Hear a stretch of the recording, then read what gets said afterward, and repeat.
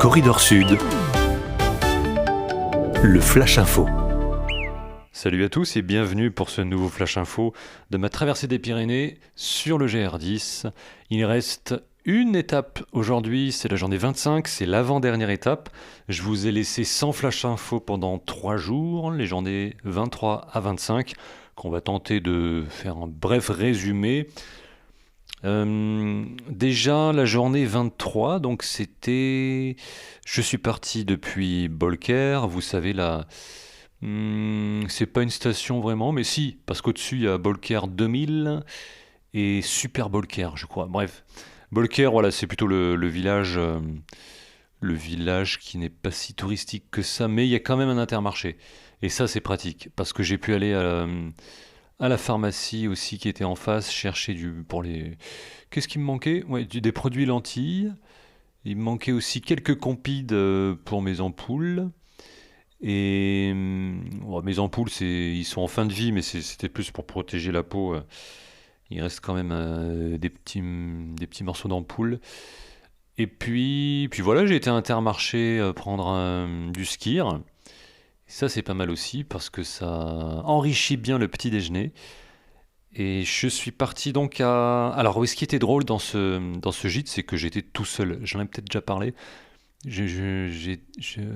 À la salle commune, là où on prend les repas, où ils ont une capacité de 35 places, j'étais tout seul. Comme ce soir d'ailleurs, à l'hôtel des Trabucaires, à Las Illas. C'est un hameau en fait d'une ville un peu plus grande. Enfin oui, qui appartient à Marseillas. Euh, Ça, c'est une info que j'avais vue. Oui, là, en Las Illas, je me trouve actuellement. C'est un hameau des Alberts, bien isolé, une superbe forêt. Mais surtout, c'est Morillas. Voilà, en fait, c'est la commune de Morillas. Las Illas est le plus grand des trois hameaux que Morillas compte sur son territoire. Voilà, et de ce que me disait le gérant de l'hôtel, la route est un peu délaissée entre Morillas et ce hameau. Et le gérant me dit carrément que c'est une politique en complicité avec des maires de laisser un peu en l'état les choses comme ça, de ne pas non plus mettre trop d'argent pour, comment dire, euh, pour faire un petit peu vivre la ruralité, quoi. En fin de compte, c'est très isolé. Même si le GR10 il passe ici, c'est quand même... il me disait qu'en fait c'est plus pratique d'arriver ici par l'Espagne, enfin même si c'est pas vraiment l'Espagne, la frontière est à 1 kilomètre, mais parce que je me rends compte que là on a quand même fait du bitume sur les 3 derniers kilomètres, et demain pareil, normalement j'ai du bitume sur le départ des 3 premiers kilomètres. Mais il m'a montré un petit raccourci, donc ça pourra peut-être m'aider. Voilà, ça c'était la petite parenthèse sur la Silas, pour dire que j'étais encore tout seul ce soir à la tablée. Euh, et que j'en discutais avec Manon. J'ai fini les 3 derniers kilomètres, enfin un peu plus, ouais, les 7 derniers kilomètres avec Manon. Euh, Quand elle faisait sa pause, moi j'ai enchaîné le col, et ensuite elle a commencé l'ascension du col. J'ai fait une petite pause, donc elle m'a dépassé, j'ai regagné encore son niveau, et puis enfin, ensuite on est resté ensemble jusqu'à la fin, on a discuté, et on se disait en fait qu'il y a moins de personnes, il y a moins de monde, en fait il y a beaucoup moins de gens qui font la traversée, des géardistes qu'on appelle ça, je suis un géardiste, et on se disait, est-ce que c'est parce qu'il y a eu des feux, est-ce que parce que au niveau des Pyrénées orientales, je suis quand même passé in extremis. Quelques jours avant, c'était zone rouge, les massifs, interdiction d'y dépasser complètement. Et donc, c'était peut-être l'ambiance un peu touristique, un peu maussade, de ce que me disait un autre.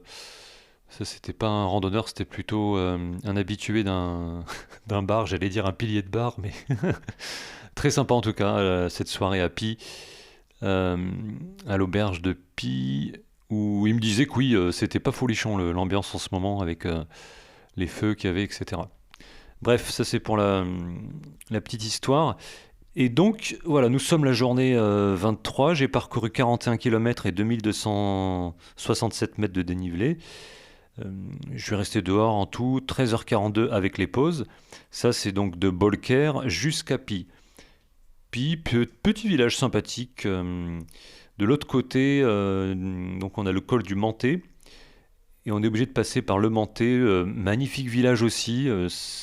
Je pense qu'il y a un superbe gîte aussi, j'en ai entendu parler, où on peut, même pour passer quelques jours comme ça, découvrir, faire des balades. C'est un petit bijou ce village. Et donc je vous en reparle un peu plus tard, mais en fait j'étais ultra fatigué sur cette journée. J'étais zombie toute la journée quasiment, et j'ai eu du mal à avoir un état de forme correct, quoi. En fait, j'ai passé une sale nuit. Pour tout vous dire, j'ai eu des démangeaisons suite à des piqûres d'aouta. En fait, les aoutas, vous savez, ce sont des larves d'acariens qu'on voit pas à l'œil nu, qui se retrouvent dans les herbes. Et en fait, 24 heures plus tôt, je me suis souvenu que je m'étais assis au sol, à même le sol, plutôt que de m'asseoir sur un rocher. Donc voilà, petite erreur, je me suis fait avoir. Et c'était en fond de vallée, hein. C'était pas en altitude, donc c'était la cause des aoutas s'est renforcée là-dessus sur cette donnée-là. Je, je pensais que c'était des punaises de lit, mais en fait pas du tout. C'était vraiment des amas de piqûres, et comme ça m'était déjà arrivé, j'avais reconnu les sensations, mais terribles, de démangeaison, surtout les premières 24 heures. Donc j'ai très très très mal dormi, très peu dormi, à cause de ces démangeaisons. Donc ce qui m'a valu une journée où j'ai un peu subi, genre j'ai beaucoup subi cette journée. J'ai marché, voilà, j'ai marché en mode automatique, vraiment. Et en plus, il y avait, ouais, les deux passages de col, il fallait les assumer, et il fallait à un moment donné les passer, quoi. Le seul réconfort, c'est quand même les marmottes. J'ai pu voir des marmottes de très près, et j'ai fait des belles photos. D'ailleurs, des belles photos que vous pouvez voir sur Strava, sur mon compte, hein, avec le tracé, je mets toujours des photos dessus. Donc départ 5 heures du matin, le gîte est ensuite un peu excentré, donc il fallait bien 30 minutes pour retrouver le GR, mais en tout cas le gîte très confortable. Malgré ma petite nuit, j'étais tout seul dans le dortoir, ça fait quand même du bien. Et voilà, de ce point de vue-là, c'était quand même pas si mal que ça. J'ai pu avoir le petit-déj en autonomie. Voilà, très, très bon accueil. Et donc, voilà, on passe donc ce fameux col de la Colada. Et puis, on a une descente au refuge du Ras de la Caranca. Ça, c'était un bon moment aussi. Le refuge du Ras de la Caranca, le gars, super sympa. J'arrive avec mon pique-nique. Je peux manger sur la table, et je commande juste un coca et un café à la fin de ma pause déj. Et j'ai pu repartir assez bien. Et puis ensuite, il y avait une ambiance un petit peu orageuse. Donc, je suis reparti en scrutant le ciel. Et c'était un orage assez contenu. C'était pas très violent, donc ça pouvait passer. J'ai quand même rangé mes bâtons par mesure de sécurité. Mais voilà, on a eu 2 fois de suite, 2 journées de suite, des orages. Je vais vous parler du lendemain également. Mais voilà, c'était vers 15 heures, 16 heures, dans ces eaux-là. Et bon, voilà, il n'y a pas eu vraiment de soucis à ce niveau-là, mais ça donne tout de suite une autre ambiance. Mais ça n'a pas duré assez longtemps à mon goût, parce que après on a tout de suite retrouvé de la chaleur sur les sentiers. Donc, comme je vous disais, les derniers villages avant mon étape, c'était Le Manté. Et donc, Le Manté, je m'arrête, je prends un soda local, un genre de Schweppes agrumes, du cru, et ça me fait mon dernier petit verre avant le col de Manté. Et puis après, on a une longue descente sur route bitumée. Ça coupe de temps en temps sur sentier. À un moment donné, je suis resté sur la route quand je voyais que le sentier était juste à côté, parce que je trouvais que ça allait quand même un peu plus vite. Et puis là, il y a une voiture. J'entends une voiture. Je me retourne pour regarder la voiture, et je fais pas de signe de stop. Mais le monsieur super gentil s'arrête à mon niveau, me demande s'il peut s'il peut me déposer plus bas à pied, quoi. Moi, je lui dis, allez, ça se refuse pas.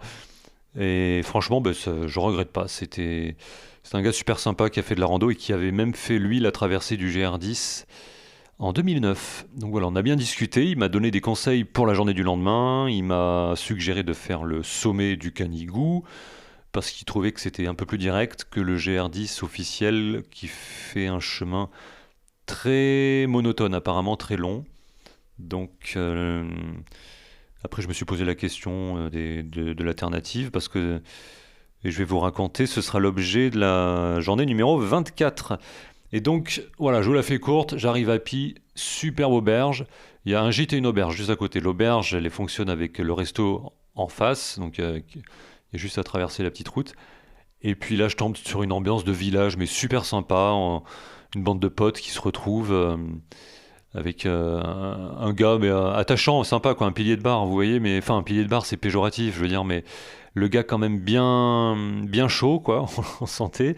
Et le gars, il s'assoit en face de moi parce que il trouvait que c'était plus pratique parce qu'il y avait la tablée de ses potes à côté. Et je lui dis, ouais, je m'assois en face de toi, hein, ça dérange pas et tout. Moi, je lui fais, ben, non, non, ça me dérange pas. Et ce qui était vrai parce que après avoir vécu une journée isolée sur les sentiers, on est content de retrouver un petit peu une bande d'humains comme ça, bien bruyants, bien sympathiques. Franchement, c'est mieux que de manger dans le silence comme ça. Et la restauratrice, elle était toute gênée parce qu'elle le connaissait, tout ça. Et au final, elle lui a rajouté une table et moi, elle m'a redécalé. Donc c'était bon, on a pu discuter un petit peu. C'était quand même bien sympathique tout ça.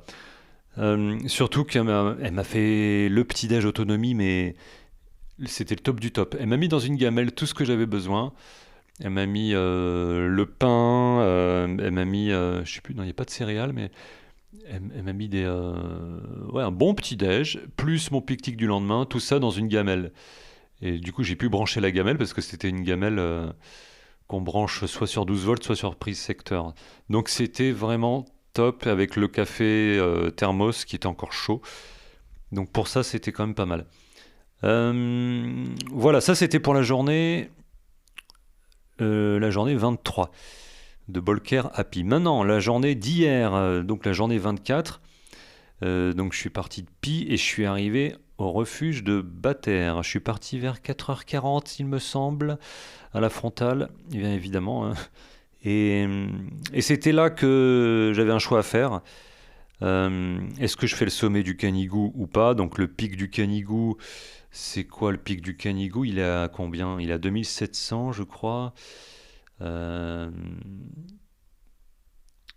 et donc c'est vrai que même si le GR10 n'y passe pas, c'est quand même l'attraction du coin en fait. Donc voilà, et le haut sommet le plus oriental des Pyrénées, culminant à 2785 mètres.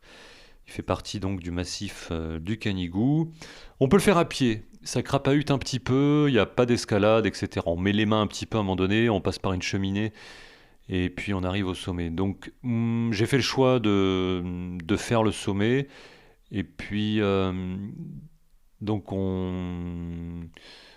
ouais, on commence à monter petit à petit, ça devient très minéral, de plus en plus minéral. Il y avait une fontaine à ce moment-là sur cette montée, j'ai trouvé ça génial. Donc j'ai pu remplir mes gourdes d'eau fraîche. C'est ça aussi les Pyrénées. À un moment donné, quand on a besoin d'eau, il y a toujours de l'eau quelque part, d'une source. Ouais.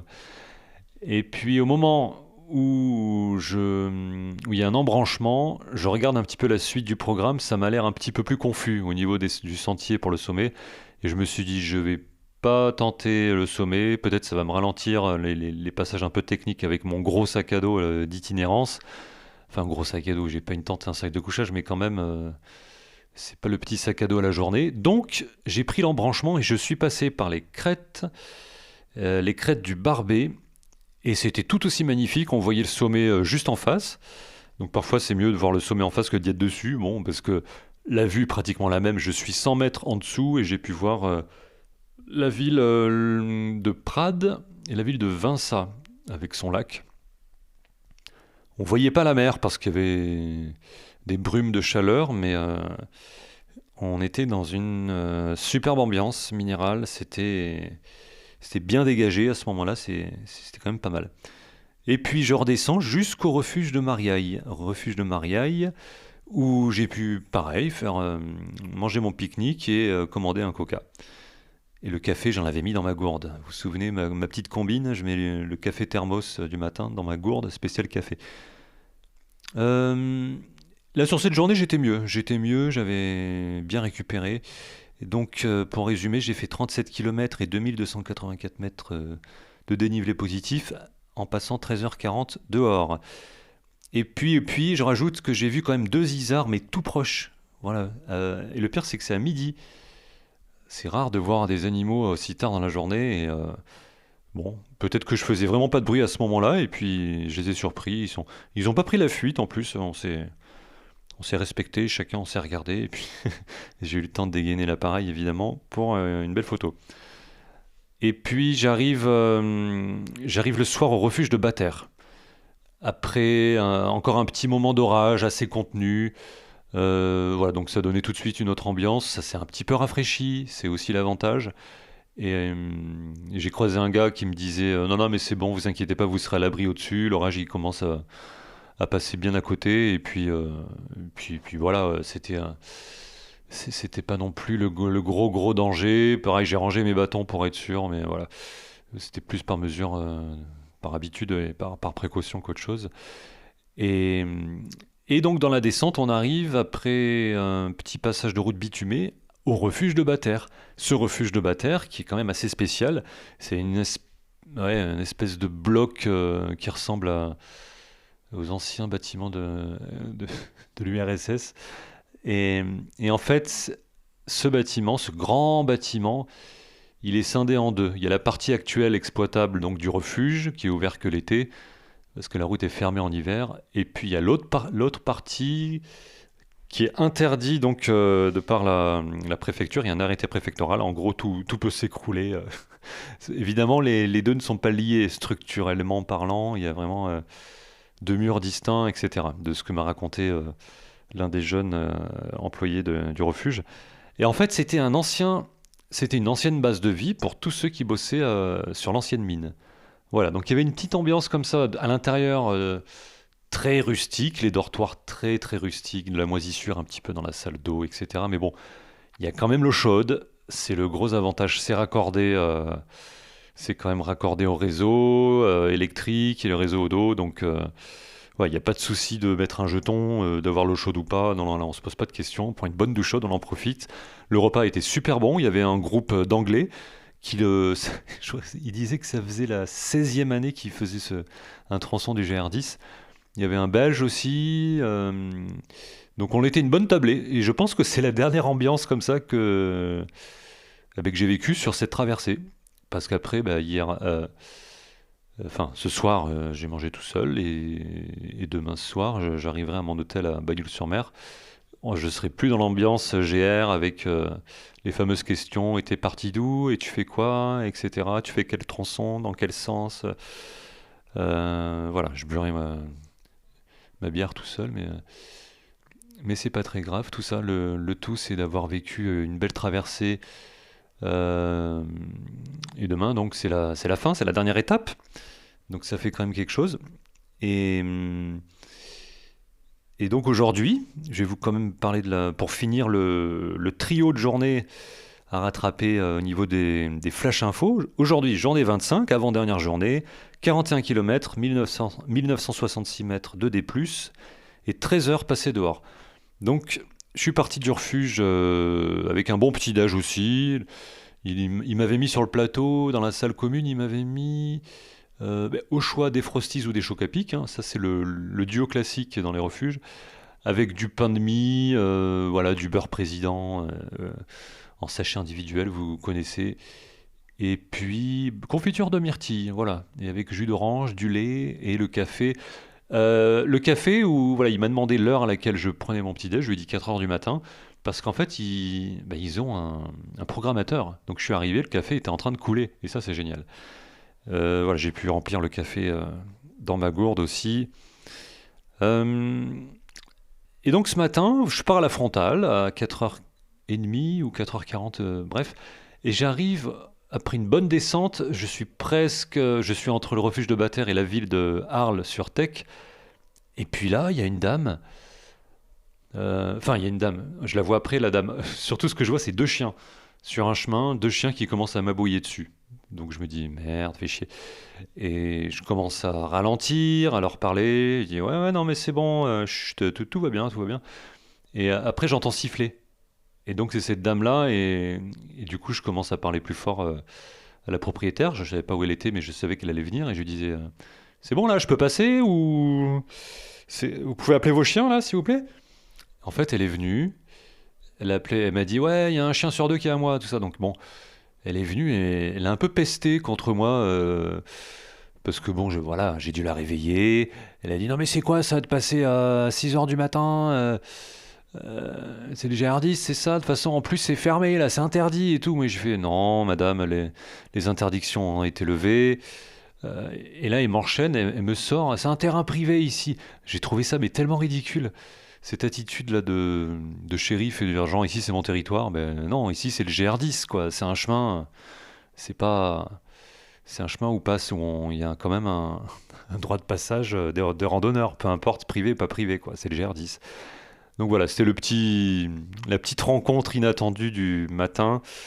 Euh, je suis arrivé ensuite à Arles-sur-Tech. La descente a duré un petit moment, donc finalement je suis arrivé à 8h30, 8h ou 8h30. J'ai pris un café, un bon croissant encore tout frais, tout chaud, et puis une sorte de brioche locale qui s'appelle l'Arlésienne, je crois, à l'amande. Voilà, ça m'a requinqué, je suis reparti faire la montée, parce que ça remonte aussitôt après Arles-sur-Tech.